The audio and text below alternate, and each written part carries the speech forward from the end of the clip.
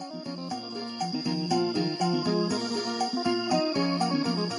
้องสาวเหล่าไทยเคยไปเฮ็ดงานอยู่จังหวัดอุบล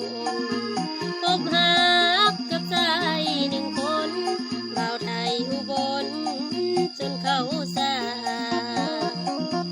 กลับมายามบ้านผ่านด่านส่งเมฆวางเต้าไปมา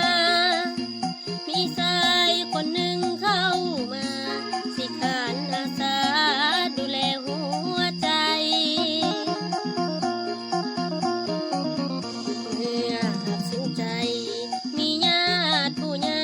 ให้มายืนยันว่าผู้ชาย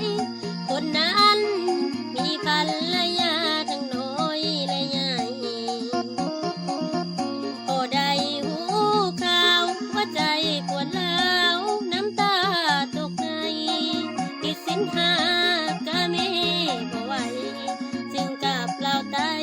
ปากเสบ้านเกิดเบื้องหน้าหวกหลังน้ำตาพังไหลลงห